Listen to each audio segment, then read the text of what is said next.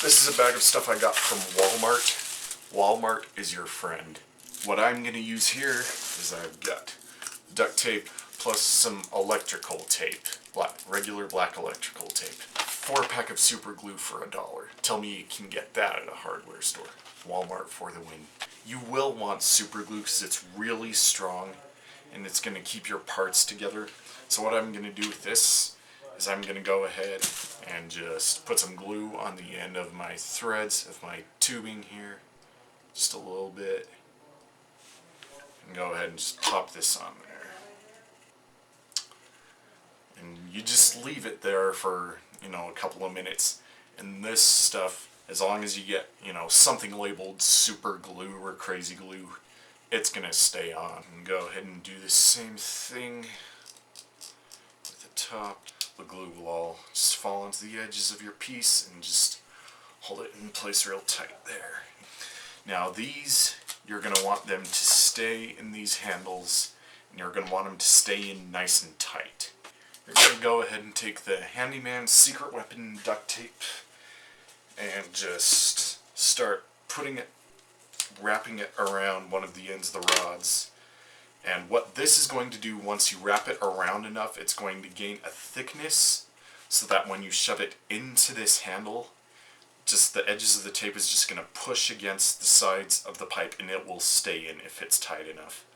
It doesn't sound like it would work, but it does. Personal experience, it does work.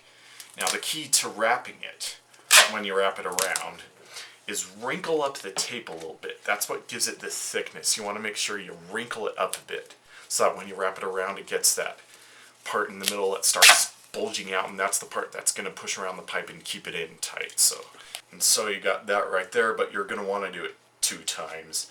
Now the reason you want to do it 2 times is just, number one, simply because you want to keep it in nice and tight, and 2 pieces of this is going to do it better than just 1. The other reason is that when you put this in, if you just had 1, it would act as a pivot point, and your blade, as you swung it, would kind of, swing off of that point, and it would be really unstable. So this also acts as a stabilizing lump, which keeps your lightsaber straight, which is very important, especially in terms of rotoscoping again. And then just pop it in. It may be a little hard to get in and get out, but as long as it's not too hard to get in and get out, that's a good thing. You want your blade to be in very tight, because if this flies out, it could be at any random point, and it could be in any direction in anyone's eye or face. And that wouldn't be good. Now, the next items we need for this good old-fashioned spray paint. This is, again, from Walmart. They've got all kinds of spray paints ranging from like $1 to $6. You just need the cheap dollar stuff. The colors that you're going to want for this, you're going to want a silver, an aluminum shiny, not just a gray, make sure it's a shiny aluminum silver.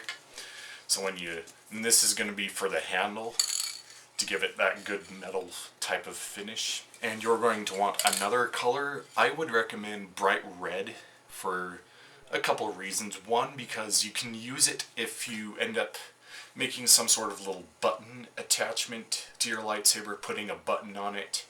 You can spray paint that red, and that's one reason. The other reason you could use red is spraying the blade, because you're going to want to spray the blade so when you film, it's going to be a nice bright color that counteracts with the background. Like where I'm going to be filming these, it's probably going to be a greenish kind of background almost, so red would reflect this really well. And red's just a really good color against most backgrounds. So, or anything bright. If you don't have red, get anything that's either 1, bright and easy to see, or number 2, you want it to be contrasting to your background. If you're going to film against green, use a red blade. If you're going to film against blue, paint your blade yellow. Just make sure it contrasts. Right now I'm going to go ahead and spray paint these silver, and I'll be back in a second. And voila, you've got some silver lightsaber handles. And if this is really all you need, you could just go ahead and stop right here and spray paint your blade, your color, and bam, you're good to go. But before you do that, what you could really use is a lacquer spray. What this does is two things. One, that's going to keep your handle nice and shiny, but it's also going to protect it. It puts a protective layer on it so that you could touch it all with your hands and none of it would come off. And with your spray paint, always make sure you put a couple layers of spray paint on. I mean, it's more a precautionary thing than anything else. I mean, you're eventually going to be putting lacquer on it, but just make sure you get a couple layers on it for good measure. But again, we're going back to this. Has the threaded ends, but the thread doesn't quite cover up. It doesn't screw on all the way for whatever the reason. So what we can do with that is we can take this electrical tape and wrap it around. And number one, it will cover the threads. But what its alternate use is going to be is for detailing the handle.